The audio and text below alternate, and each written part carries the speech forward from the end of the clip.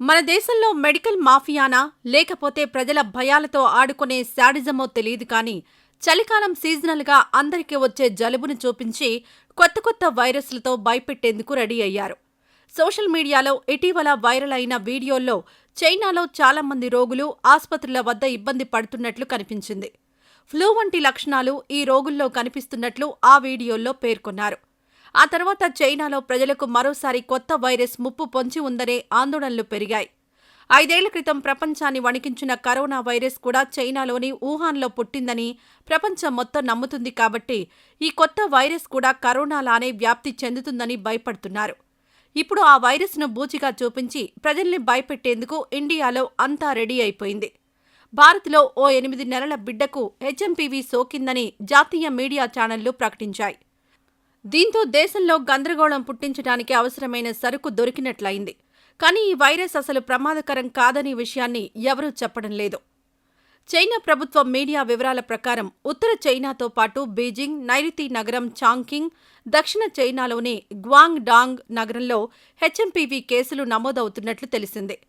చైనాలో డిసెంబర్ 3వ వారంలో శ్వాసకోశ సంబంధిత వ్యాధుల వల్ల ఇబ్బంది పడుతున్న వారి సంఖ్య తీవ్రంగా పెరిగిందని, నమోదవుతున్న కేసుల్లో rhino virus, human మెటానిమో virus, HMPV infection కేసులు ఎక్కువగా ఉన్నట్టు చైనా ప్రధాన మీడియా పేర్కొంది.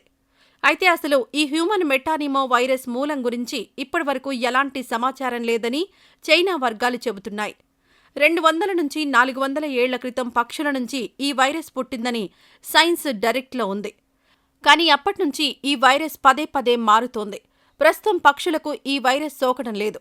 2001లో ఈ వైరస్ను మనుషుల్లో గుర్తించినట్టు అమెరికా ప్రభుత్వానికి చెందిన centre for disease control and prevention తెలిపింది. దీనివల్ల జ్వరం, దగ్గు, ముక్కుదిబ్బడ, శ్వాస తీసుకోవడంలో ఇబ్బందులు తలెత్తుతాయి. ఇన్ఫెక్షన్ పెరుగుతున్నప్పుడు బ్రాంకైటిస్ లేదా న్యూమోనియాకు కూడా కారణం కావచ్చు. ఈ వైరస్ ఇంక్యుబేషన్ పీరియడ్ సాధారణంగా 3 నుంచి 6 రోజులుంటుంది. అనారోగ్యం స్వల్పకాలం లేదా దీర్ఘకాలం ఉండొచ్చు. ఇది ఇన్ఫెక్షన్ తీవ్రతను బట్టి ఉంటుంది. దగ్గు, ముక్కు కారణం వంటి సమయాల్లో విడుదలయ్యే లాలాజల కణాల ద్వారా ఈ వైరస్ వ్యాపిస్తుంది. షేక్ హ్యాండ్, హగ్ చేసుకోవడం, ఒకరినొకరు తాకడం ద్వారా కూడా ఇది వ్యాపిస్తుంది. క్లుప్తంగా ఈ వైరస్ కథ ఇది. అయితే చైనా మాత్రం అవన్నీ సీజనల్ వైరస్లేనని, గత ఏడాది కన్నా తక్కువ మందికి సోకిందని చెబుతోంది. అసలు అది ప్రమాదకరమే కాదని, చైనాకి సురక్షితంగా ప్రయాణించవచ్చని చైనా విదేశాంగ శాఖ అధికారులు చెప్పారు. ఇక ఇండియా విషయానికొస్తే చైనాలో కొత్తగా హెచ్ఎంపీవీ అనే వైరస్ వ్యాప్తి చెందిందని సోషల్ మీడియాలో వైరల్ అవడంతో భారత్లో కూడా దీనిపై ఆందోళనలు పెరిగాయి. అయితే ఆందోళన చెందాల్సిన పరిస్థితి ఏమీ లేదని భారత ఆరోగ్య శాఖ చెబుతోంది. శ్వాసకోశ సంబంధిత ఇన్ఫెక్షన్స్లో ఇది సాధారణమైన వైరస్. జలుబు, ఫ్లూ వంటి అనారోగ్యానికి ఇది కారణమవుతుంది. ఏడాది కంటే తక్కువ వయసున్న పిల్లల్లో, పెద్దవారిలో ఈ ఇన్ఫెక్షన్ వల్ల ఫ్లూ వంటి లక్షణాలు కనిపిస్తాయి.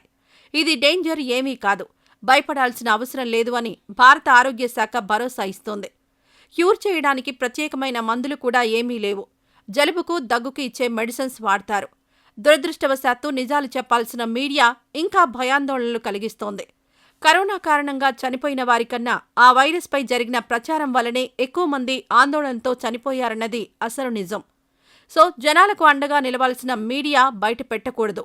అందుకే మా ఓల్గా న్యూస్ నుండి ఈ వీడియో.